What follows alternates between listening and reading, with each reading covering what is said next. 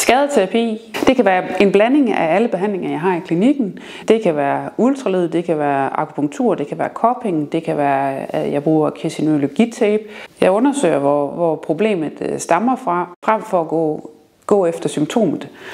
Skadeterapi går ud på, at jeg forsøger at finde frem til, hvor dine skader, hvor dine gener de stammer fra.